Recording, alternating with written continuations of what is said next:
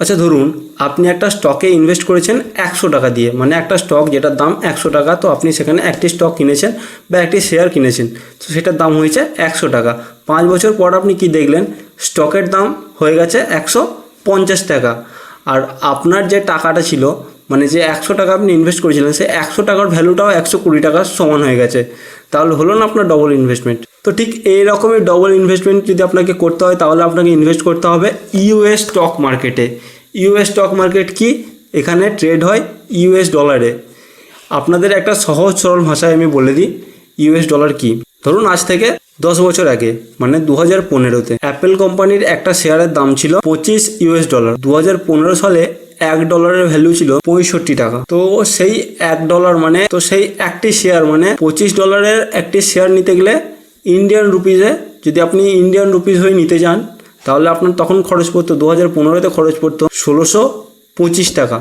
একটি অ্যাপেলের স্টকের দাম ছিল ভারতীয় মুদ্রায় 1625 টাকা। এবার 2026 চলে এলো, তো 2026-এ সেই অ্যাপেল শেয়ারের দাম গেল $260, মানে $25 থেকে ডাইরেক্ট $260। তো এখন যদি ডলারের ভ্যালু 65 টাকাই হতো আগের মতো, তাহলে আপনার টাকাটা হতো 16,900 টাকা। কিন্তু 2015 সালে ডলারের ভ্যালু ছিল 65 টাকা। 2026 সালে এসে ডলারের ভ্যালু হয়েছে প্রায় 93 টাকা। তো দেখুন, স্টকের দাম তো বাড়লো, অ্যাপেলের শেয়ারের দাম তো $25 থেকে $250 হলো। যে ডলারে আপনি ইনভেস্ট করেছিলেন, মানে যে ডলার দিয়ে আপনি কিনেছিলেন, তো সেই ডলারটাও 65 টাকা থেকে হয়ে গেল 93 টাকা।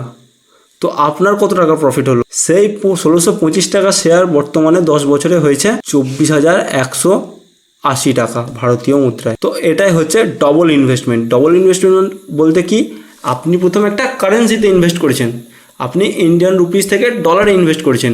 এবার ডলার থেকে আপনি ডলার দিয়ে আপনি ইউএস স্টক কিনেছেন, তো ইউএস স্টকের যখন প্রাইস বাড়লো তখন আপনার টাকার ভ্যালুও বাড়লো। আবার ডলারের যখন ভ্যালু বাড়লো, ডলার যখন আরও দামি হলো, তখন আপনার ইন্ডিয়ান রুপিস থেকে ডলারে যেটা আপনি কনভার্ট করেছিলেন, তো সেটার দামও বাড়লো। তো এইভাবে ডবল ইনভেস্টমেন্ট করা যায়। এবার প্রশ্ন হলো, আমি কিভাবে এই ডবল ইনভেস্টমেন্ট করব, মানে ভারতে বসে থেকে আমি কিভাবে ইউএস স্টকে ইনভেস্ট করব? তো এর জন্য বিভিন্ন অ্যাপ রয়েছে, বিভিন্ন ওয়েবসাইট রয়েছে। বাকি আমি যে অ্যাপ থেকে করি সেটার নাম হচ্ছে আইএনডি মানি। এখানে আমি আইএনডি মানি স্পন্সর করছি না, এখানে আইএনডি মানিতে অনেক ফিচার রয়েছে, অনেক সুবিধা রয়েছে, যেখানে আপনি ইউএস ডলারে ট্রেড করতে পারেন। যেমন ধরুন, এখানে সিলেক্টেড কয়েকটি ব্যাংক রয়েছে, তো সেই ব্যাংকে যদি আপনার অ্যাকাউন্ট থাকে, তাহলে আপনি সেই ব্যাংকের থ্রু আপনি ইউএস ডলারে ট্রেড করতে পারবেন। এবার যদি আপনার না থাকে, তাহলে আইএনডি মানি থেকে ফেডারেল ব্যাংকে ডাইরেক্ট লিঙ্ক করিয়ে আপনার প্যান কার্ডের থ্রু ভিডিও কেওয়াইসির মাধ্যমে আপনার ফেডারেল ব্যাংকে অ্যাকাউন্ট খুলে দেবে।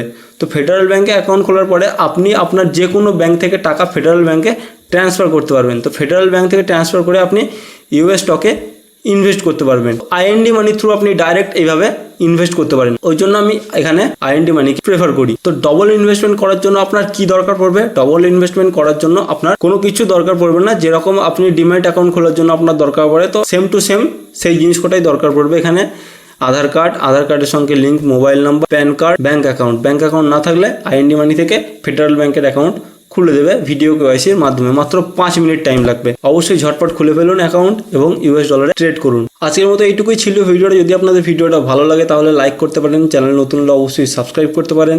আর আপনি কবে শুরু করছেন ইউএস ডলারের ট্রেড অবশ্যই কমেন্টে জানাবেন। শেষ পর্যন্ত ভিডিওটি দেখার জন্য ধন্যবাদ।